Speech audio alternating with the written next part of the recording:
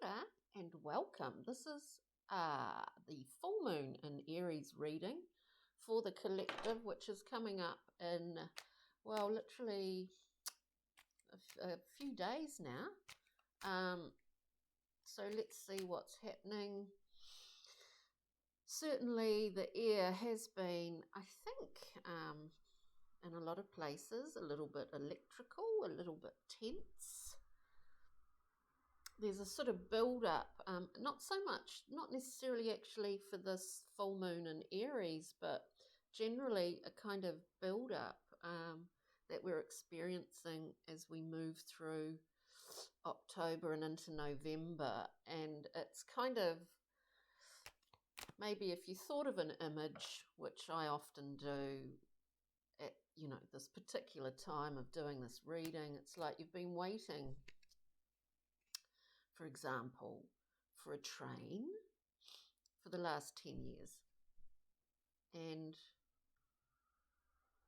you're just about to kind of drop from exhaustion, and suddenly 20 trains all come at once, and there's all this noise, and it's like, I can't take it anymore.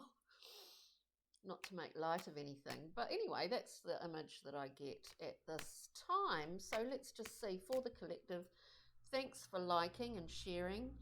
Thanks for subscribing as well, because it really helps for more people. Certainly when you like a video, if you do, it certainly makes it easier for other people to be able to see that as well, because of algorithms and all of that sort of thing. And do remember, these are general, very general readings, particularly this collective reading. It's very general, intuitive, but it is a tarot reading primarily. So let's get stuck into it. It's freezing here today. It should be, well, it is spring. I'll keep shuffling because I wasn't let's focus here. What have we got for this full moon in Aries for the collective at this time? We'll talk about the cards a little bit more as they come out. We'll probably get about 4 cards and then go through and clarify as we normally do. We've got the Three of Swords. We understand the 3 as being sort of, well, not sort of, it is about understanding the concept of pain, of heartbreak, of basically sorrow. We have the Page of Cups flying out after that Three of Swords. So we've got an emotional offering here, or an emotional, some kind of message coming through, you could say, with that page. It's quite young. It's not overly worldly, if you know what I mean. Can we just get a couple more cards for this full moon in Aries? This Three of Swords. Swords being of the mind. And so we do feel that, that sorrow mentally. It is it's a mental anguish as much as a heart, as well, heart, emotional heart thing. Let's go through. We've got the Four of Swords coming out after that Page of Cups, which is a card of rest and respite, of allowing ourselves some space so that we can actually digest what's going on, or what has been going on, whether that's within ourselves externally as well. It's a place, and it's a step forward from, obviously, from the 3. We look for small pockets of hope and faith and joy, and how we can focus on that in our lives actually at this time. This Page of Cups represents that to me. These small offerings, these everyday little things that we can look at as with a lot of gratitude, the smallest, simplest things. Often it is an emotional, and in this case it is an emotional offering. It doesn't mean if it's not expansive and extravagant, that's okay. It can be the smallest things. So we see with this, starting out with the 3, the page, and then the 4 of Swords. Obviously within the 4 of Swords, the 3 of Swords exists.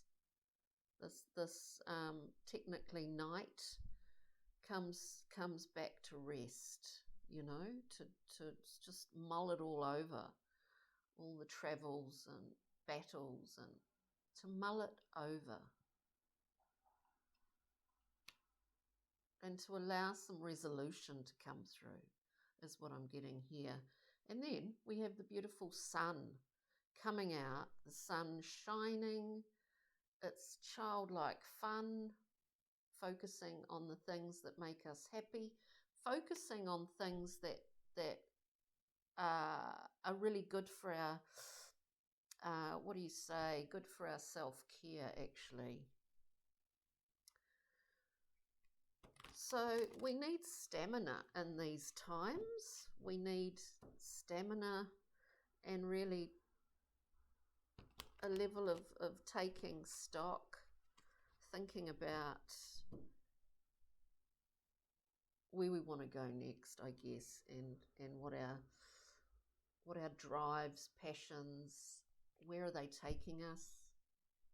What are our motivations? How do we work with getting things happening in our world? But a real kind of a real sort of note to say, now just really appreciate those small things, those small offerings that we can give and that others give us. So with the Thoth deck, let's look at the 3 of Swords here. The 3 of Swords. Do check out your ascendant moon, even Venus and Jupiter, if you know what they're in, just for a more holistic view. And there are some short, quick readings on there at the moment for all the elements, and just very quick crossroads, I've called them, crossroads. It feels like we're all at a bit of a crossroads at the moment. Speaking of crossroads, when we're looking at that 3 of Swords, what do we get?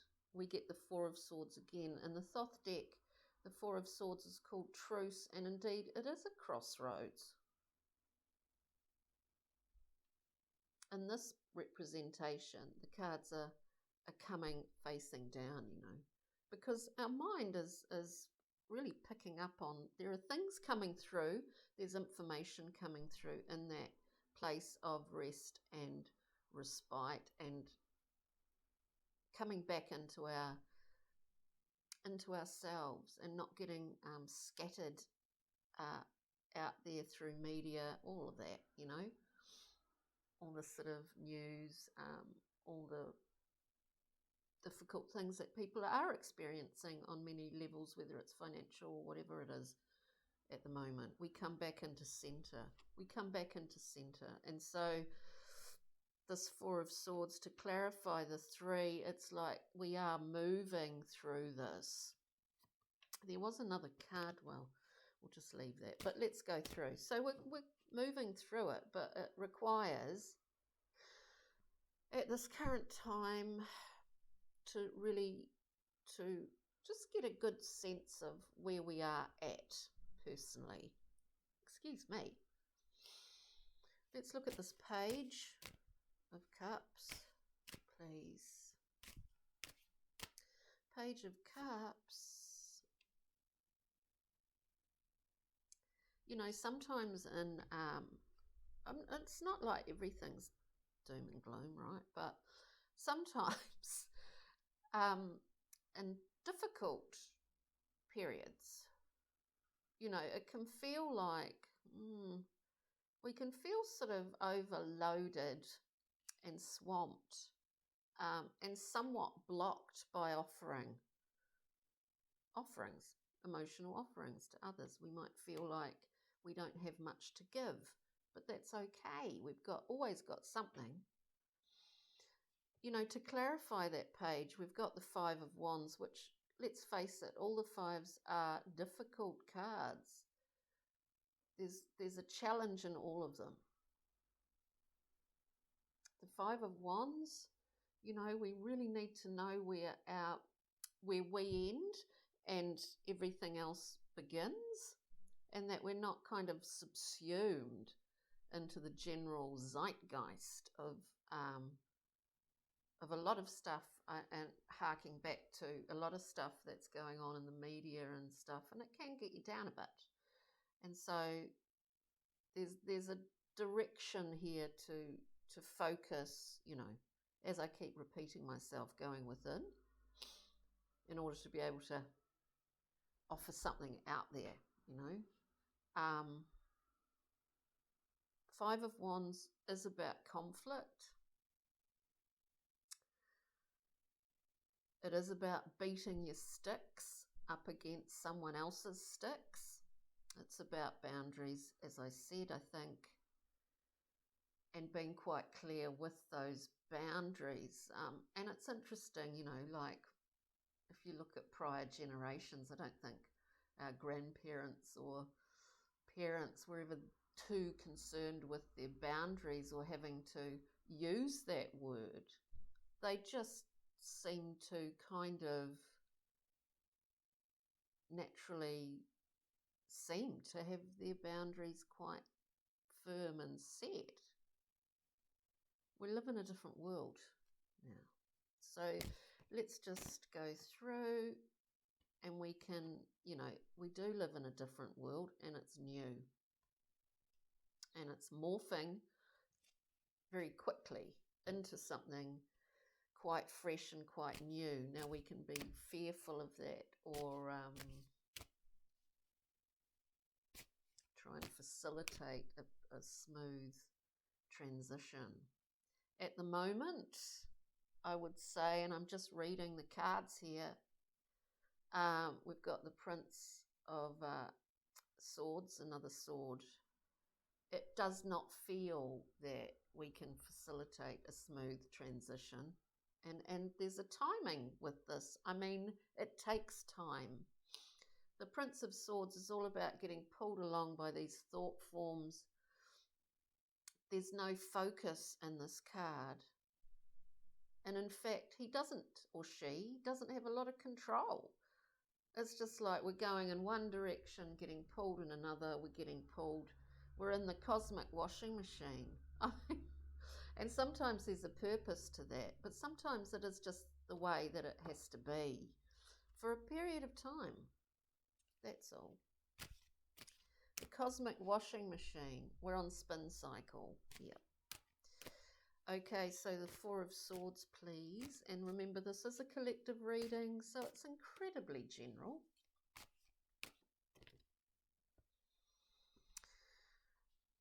Four of Swords, Wheel of Fortune. There are opportunities to be had, to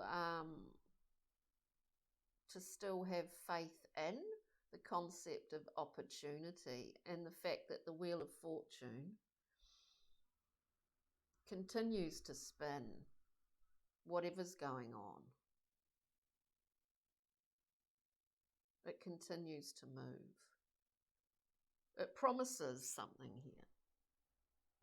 Excuse me. It does promise us the sense that, you know, the wheel of life continues to move, continues to grow, continues to evolve. And we're in this. We're in this. And I think too, it's like there are opportunities to be had for all of us. Whatever those opportunities are, they might be really, really internal and quite personal to us, as it is in the Four of Swords. Or it could be more out there. It could be more like what we're doing in the world, how we can get things rolling, how we can get ideas and projects and things into form a lot more quickly. And let's look at the sun. It's quite an odd reading today. It feels kind of odd. What do I mean by odd? It just feels like there's a lot of potential on the table. And in fact, the sun's there, like, which is an amazing card, but it, you know, it's an amazing card, but it doesn't quite feel like we've got there to bask in it yet, is what I mean, I think. And we've got two cards coming out for that sun. The sun is a reliable ball of light, isn't it? That comes up every morning and goes down every night. It keeps everything alive. We all know what the sun is. It's vital and it's life force, right? So to clarify the sun, we get the Seven of Swords. All the sevens are really about assessing something, a situation or something that's going on in your life, something that's going on in the world, as this is a collective reading, a global reading. It's a difficult card because it encompasses the concept of saboteur behaviour, of deception, and yeah, it's a difficult card. Now, we all have that archetype. If we want to talk about the idea of archetypes, we've all got that, the saboteur within us. It might not come out as much if we understand it. We might be able to work with it in a more positive way, but we all have that. So we have this, some older decks, you know, it's always seen as deception or a thief. The inability, there's a lot of, if we're talking as well, if you're interested in tarot, I'm just going to go on about this. In terms of generational connections, family lines, there's a lot of, often, as much as all the positive stuff, positive qualities, positive elements of any family line, there can also be a lot of shame, a lot of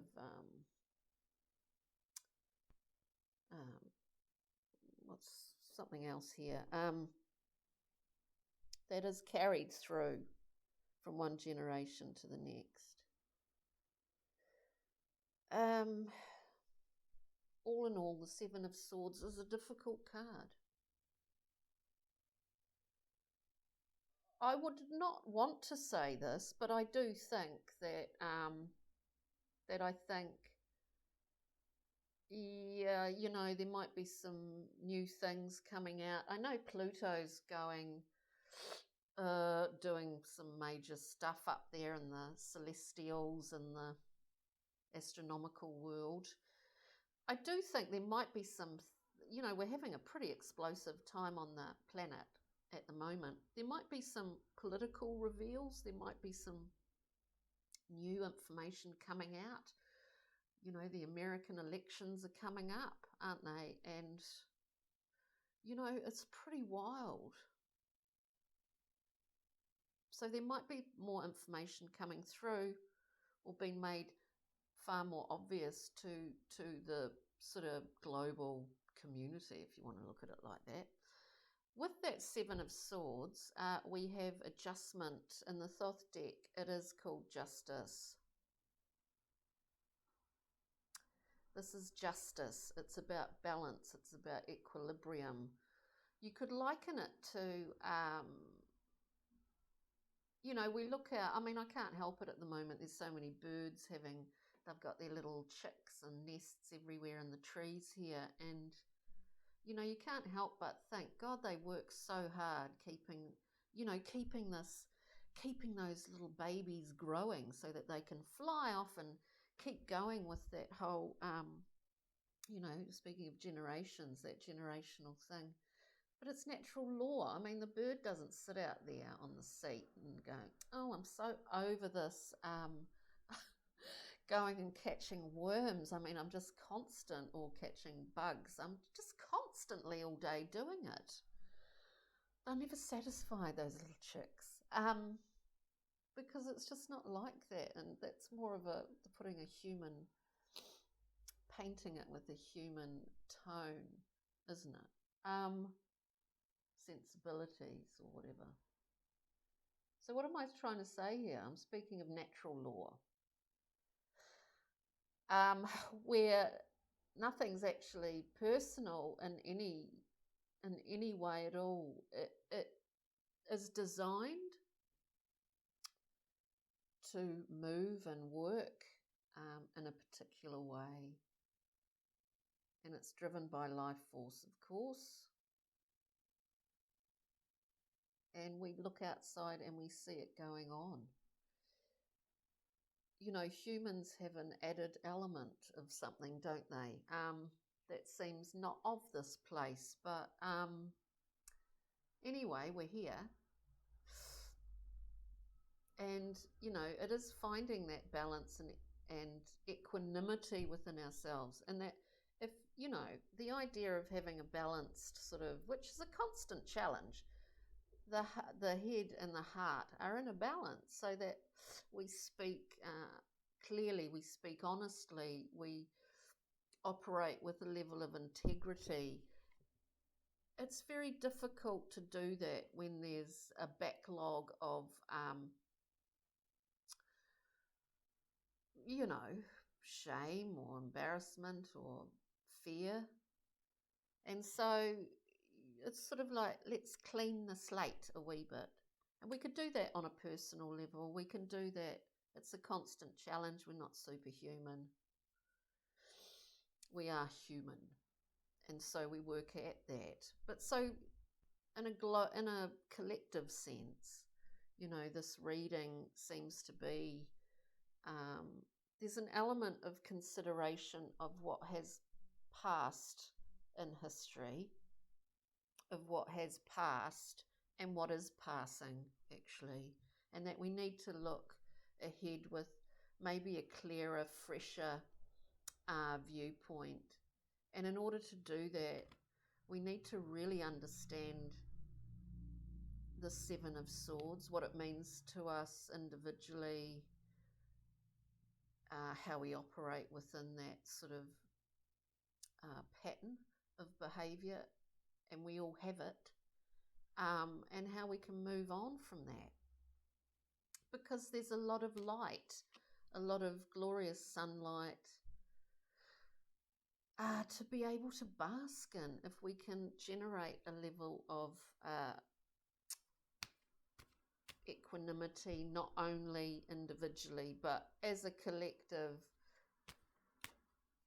whether that's in locally, like groups within your community, or whether it's around the world.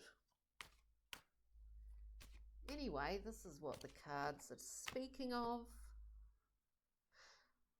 Things can shift pretty quickly. We've got Caitlin the Sylph. This is Brian Froud's Fairy Oracle, which is nice and light, and I love these cards.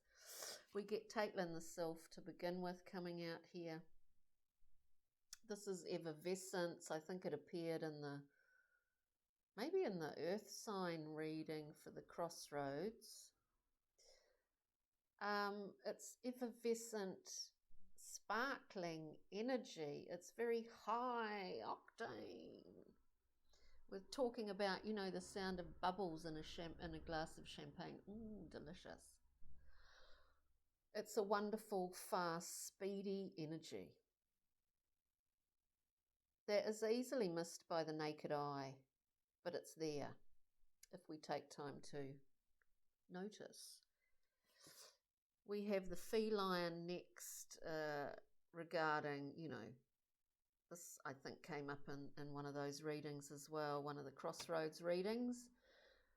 Clear slate. We look at our unfinished business is what we're focused on here. We need to have a good exfoliation. You know, there's a lot of crusty skin and bits flopping off the feline. It is needing a fresh beginning. But in order to get that, we need to really clean and clear and exfoliate. You know what I mean? It can be about addictions and addictive behavior. And we all have that, you know. So it's just being aware of it. And then we have Guardian at the Gate. This is a evolutionary push, you could think of it. And we are in this tight little bottleneck. We're just coming through. It is a birth canal. It's a new beginning.